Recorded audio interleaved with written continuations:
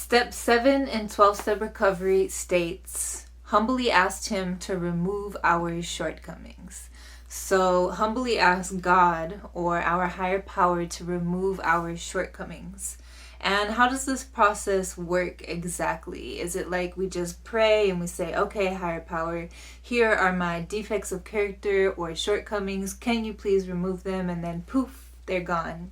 That is not what happens at all. What actually happens is once we become willing and aware of our character defects and we give them up to God, we are presented with situations in our lives that serve as examples or opportunities in which we can witness our character defects in full effect.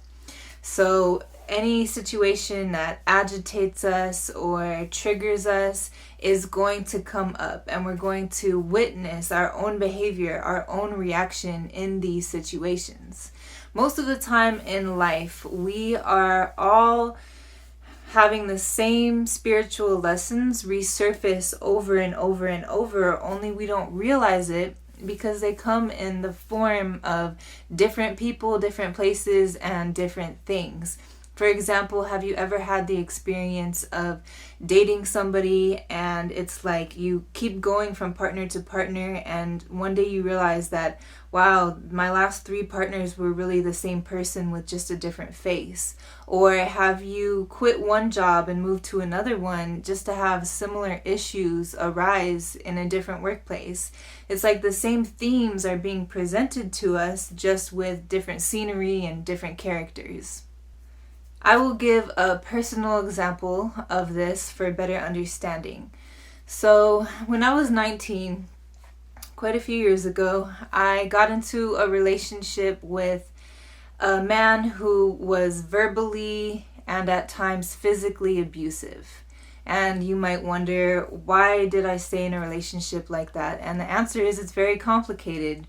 Because of trauma bonding and low self-worth and other reasons, I stayed in a relationship in which I didn't realize the toxicity of it. People from the outside did. It was pretty clear to them that this was not a good situation for either party, but regardless, I stayed in it. And when I finally got out of that relationship 4.5 years later, I felt this newfound sense of freedom and independence, and it didn't take too long for me to start dating again. And I told myself I will never date that type of partner again. I will never get in an abusive or highly toxic relationship again. And the next person I met who became my partner was totally different, a little more soft-spoken. They were very kind, very chivalrous. They would open doors for me. They actually bought me flowers, and it was good. But after not long into the relationship, I also started to find out that they were lying to me. They cheated on me, and it became a frequent habit for them to call me after 2 a.m. to hang out. So as you can see, these 2 separate relationships exhibit very different qualities on the outside, on the surface level, but really it's the same thing. Basically, I entered relationships in both scenarios in which I accepted a very low bar, a low standard in terms of how I was treated. And if I'm willing to take a step back and look at my part in the situation, what was my character defect that sort of allowed these situations in my life to transpire, I can see that it was a low self-worth, that I did have a sense of self-hate or a lack of self-love.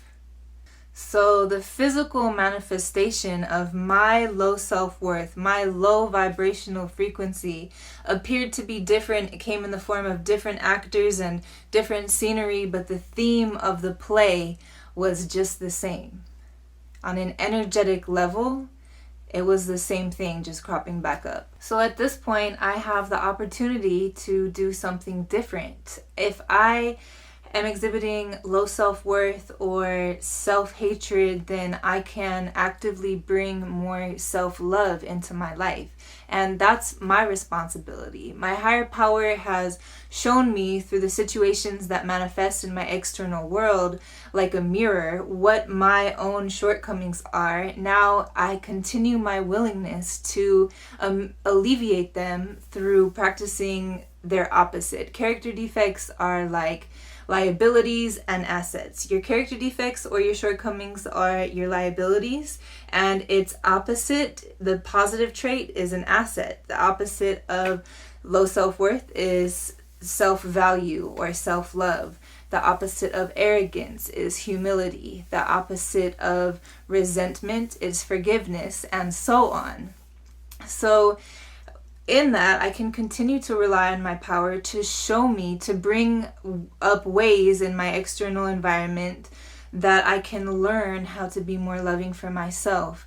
This might come in the form of synchronicities. I might be at a meeting all of a sudden and the topic happens to be self-love, or a friend might recommend a podcast to me that's about self-love. Or I might go seeking on my own and happen to find the perfect books, documentaries, or other materials that have to do with self-love.